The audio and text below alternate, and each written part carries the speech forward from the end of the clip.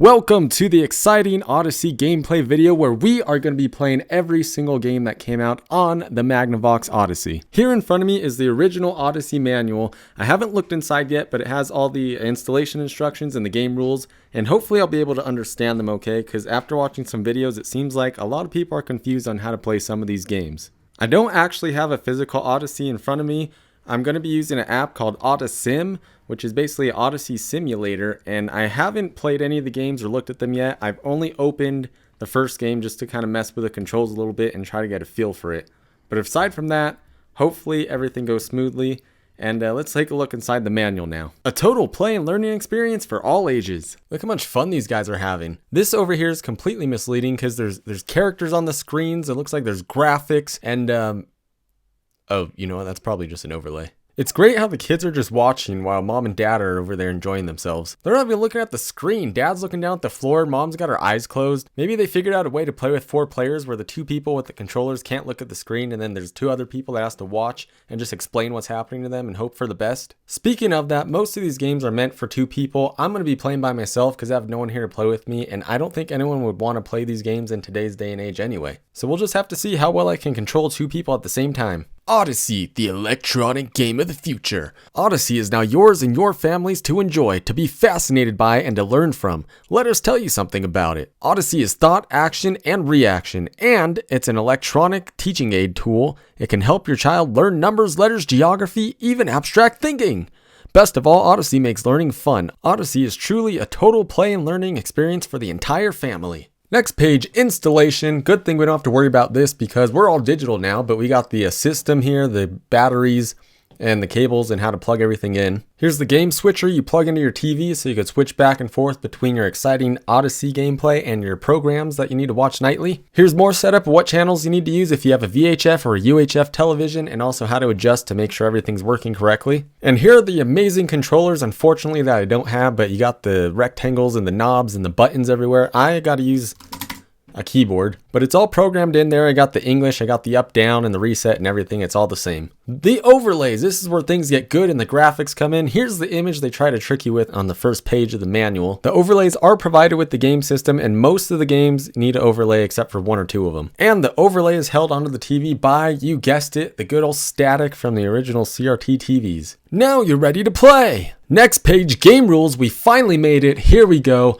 We're ready to play. Page 10, game number 1. The very first game you could play at home, in your living room, in your lounge chair, on your own TV. Table tennis. The basic Odyssey game that develops your electronic coordination. We're starting off simple with this one. You don't need an overlay. All you do is insert game card number 1. Preparation for play. Basically, it's telling you move your players to the outside of the screen. The left player should be on the left side of the screen. The right player should be on the right side of the screen. Hit the reset button to make the ball start moving.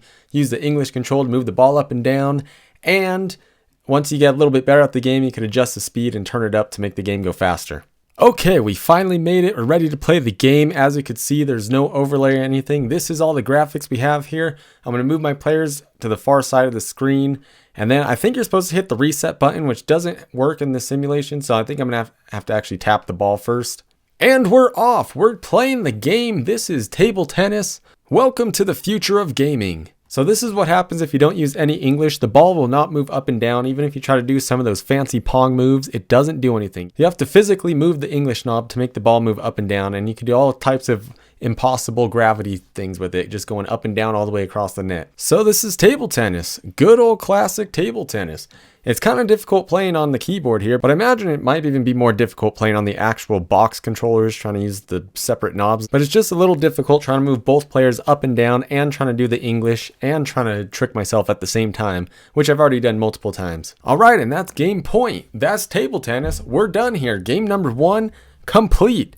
Get out of here. We were on to game number 2, tennis. Not table tennis, just tennis. All the excitement of Wimbledon! You're playing regulation tennis rules as you serve, volley, and score. Setup, insert game card number 3. Why number 3? Why aren't we just using number 1 again? Isn't it the exact same thing? Except, wait, this one has an overlay. The game card still shouldn't matter because it's just an overlay, but we're still playing tennis. We got the game card in, we got the overlay on. All the rest of the setup is pretty much the same as the last game, so let's move on to the play. The difference with this one is the overlay makes the serving and the positioning a little different. So if you're serving, you got to be way over here in this tiny little crevice on the outside of this line in between the edge of your overlay here. Then the receiver is going to be on the opposite side of the server in this rectangle here, and the server has to hit the ball into this box in order for it to be a legal serve. But scoring, that's what's important. Game. The server is always the scorekeeper and should announce the score after each point. Scoring in tennis is as follows. 30, love. Example. We don't need an example. I know how tennis scoring works. I played Mario Tennis before. Oh wait, no I haven't. This is the first game I've ever played in my life. Oh boy, things are getting real now with these graphics. Look at this beautiful tennis overlay we have here. So I've already run into a problem here trying to serve the ball. The ball's already on the screen, and the only way to get it over here is for player 2 to hit it towards me. I can't get into serving position unless player 2 moves up with me, otherwise I'm going to lose the ball. I guess one thing we could do is we could hit the ball and set it up and make it go out of bounds up here, so that way when I reset the ball, it should go straight to me, and then we can get to positions and hopefully the serve will work correctly. Look at that. Using logic skills, I'm learning, I'm thinking. This is great, man. I'm loving it. Okay, so now we're going to have player 2 reset. Man, it's way down there. I thought it was supposed to come back where we lost it, but maybe not. I could try to put it back up real quick. Let's try that again. Okay, I guess it's just stuck in the middle. So forget everything I just said about using my brain. So now what we have to do is we have to say, okay, player 2, you're going to start in the middle with me. We're going to volley the ball back and forth. Then you've got to use a little bit of English, bring it up to me in my serving position. Then you got to jump down back to your spot before I hit the ball back to you. So we're in the correct positions. And then you could hit the ball, hopefully, and we can start a rally and actually get into the game. Okay, player 2, give me a little English. Here we go. I hit the ball, English into the serve box, and we're game. It's a live play. Everything counts from now on. You don't want it to go out of bounds. Things are heating up. I almost lost that one already. This is really difficult. I'm hitting every single key on the keyboard trying to figure out what my controls are. Here's a volley. It's coming back. Oh my God, I almost missed that one. Here we go. It's coming back. Oh, and I hit it out of bounds. I didn't know which way the spin was. I used the wrong button. Player 2, you're out of here. That's game. Game, set, and match. Okay, I'll give player 2 a chance to serve. We're having a good time here.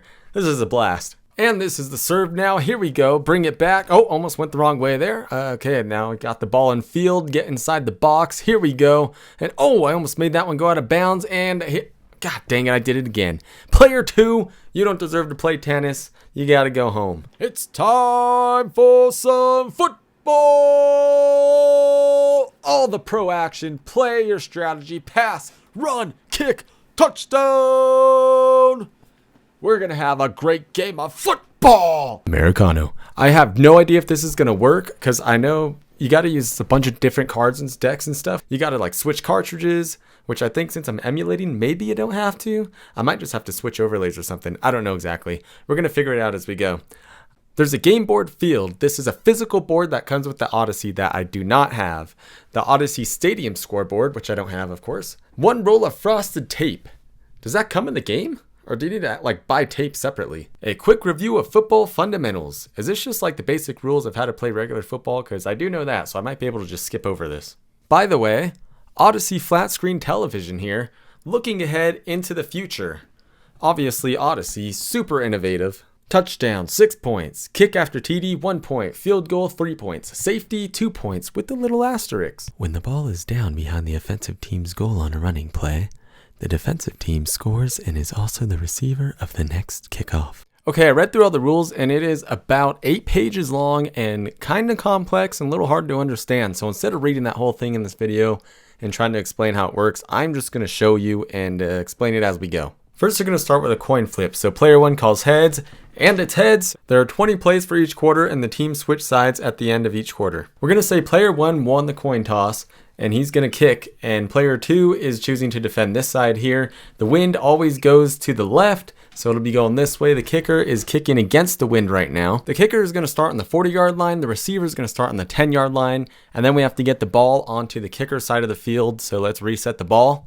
Oh yeah, that is a perfect speed. This is going to be a great game of football. When both players are ready for the kickoff, the kicker is going to hit the reset button to make the ball go towards the receiver. The receiver can only move up and down to try to catch the ball by getting it to bounce into him, while the kicker is going to be using English to try to get the ball around the receiver. If the receiver does catch the ball, the kicker then picks a card from the kickoff deck to determine how many yards the ball is kicked. Then the receiver will roll some dice and he will read his yardage from the kickoff run back column of the computator. If there's an X there, it means that it's a breakaway run, and you roll the dice again and multiply the total by 5 to determine your yardage.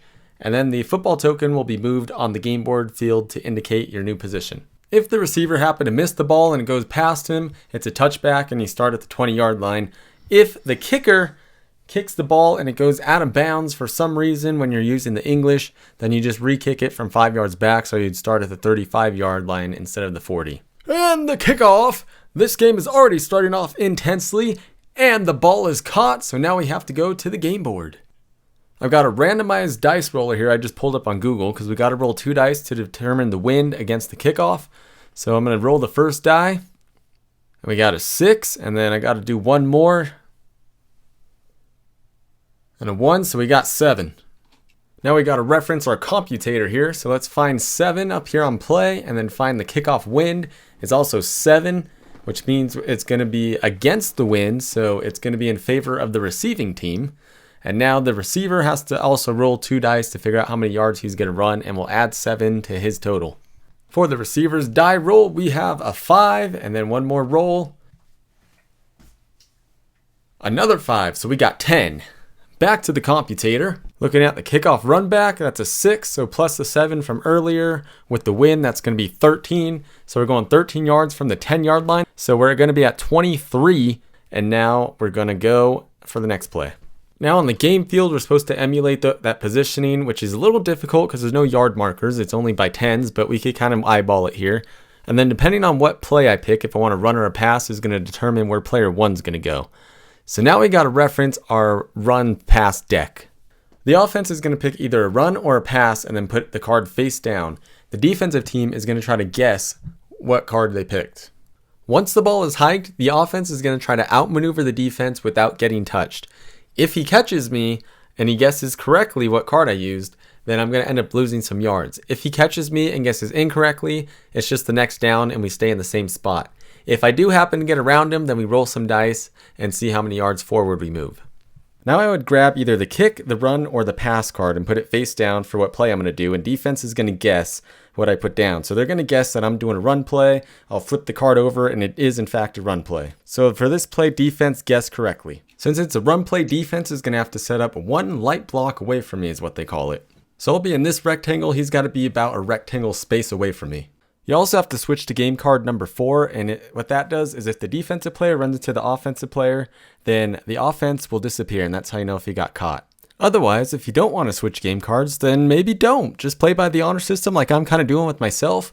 And you know, if you run past the guy and you could kind of eyeball it and see it, then you know that he's safe. Otherwise, if you run into him, then it's like, oh man, you're down, boy! Okay, we're set up and in position, so now what we're going to do is we got to try to psych the other player out. So we're going to yell out a few, about 3 to 5 double-digit numbers, like they do in an actual football game where they're yelling out their plays and stuff before you yell hike. Now we're ready for the play, but first both players need to put their horizontal hand down on the table, and then you can still move vertical up and down if you want, and then we're going to start doing our calls. And we're all set to call the play. Blue 58! Blue 58! Set! Hut! And they're off, and the defensive player went in the complete wrong direction. The offense takes the lead, and since he made it to the touchdown area, it is not a touchdown, but this play was successful, so now we're going to draw a card. Here's my card I drew from the run deck. So now what we're going to do is bring my player back on screen using only the horizontal controls. We're not going to move up and down right here, and see if I'm touching a line on the screen. And since my player is, even though it's just barely, I get the higher number on the card, so I'm going to get 12 yards for this play. Since I got 12 yards, I'm on the 35-yard line now. The defender will be around here. And now we're going to do another run play and see what happens if he catches me. I'm doing my calls, and then I'll hike the ball, and we'll run around. And right there, we ran into each other. So normally my dot would disappear if we're on game cartridge 4. If the defender guessed I was doing a passing play, then I wouldn't lose any yards, and we'd reset our positions and go to the next down, since I did end up running. But if he guessed correctly, then he would roll some dice, and we'll reference the board to see how many yards I'm going to lose. I actually found out there's a button here that I could press to roll the dice within the simulator. So I'll press the button and we got a 9. Here's our computator here, and we'll look over at the number 9 because that's what we rolled, and go down to the run. It's going to be a -3, so I'm going to lose 3 yards here. Now, during a run or a pass play, if he happens to get an X, then that equals a fumble, which would not be great. Now we're going to see how the pass plays work, so I'm going to start here on the 32, and the defender is going to be all the way here behind the 10-yard line. Now we're going to be back on game card 3 since we're doing a pass play, and this is going to be just like the kickoff. So you could do the up and down dance if you want, but we have to get the ball back on screen. And so we'll do the pass, and if it runs into him like it just did there, I didn't really move it around that much, but that would mean he blocked the pass, so I'm going to lose some yards again. So we'll just start with that and then do a successful one afterwards. Once again, if he guessed incorrectly that I was doing a pass play, then I wouldn't lose any yards and would move to the next down. But if he guessed correctly, he would roll some dice, and then we're going to look at the computator and see how many yards we're going to lose. We'll say he guessed correctly again, so we're going to roll the dice, and it looks like we got a 3. Looking back at the computator, we rolled a 3, and that's going to be -15 yards. Oh my god, that's a huge loss. I'm way back on the 17 now. The defensive player is going to be back behind the 10-yard line again. And this time we're going to use some English and kind of try to trick this guy. So we're going to move the ball and he's going to move around and got over his head. So this is a complete pass. So we're going to draw a card since the pass was successful. And these are much more straightforward. Just whatever's on the card, that's how many yards you get. So we got 7 yards. I do want to mention there are a couple special cards in your deck. The pass one has bomb and the run one has breakaway. If you happen to draw these cards, you end up rolling the dice and then you just multiply that by 5 and that's how many yards you get for the play. If it's 4th down and you want to punt the ball, it's the same thing as a kickoff except you start wherever your line of scrimmage is instead of on the 40 and then you kick the ball. Now I hit the reset button to get the ball on the screen, try to get the ball around him. If he misses the ball, the kicker draws from the punt deck to see how many yards he kicked it and then rolls some dice and to check the wind and adds that to the total. If the receiver catches the ball, then he'll roll the dice again.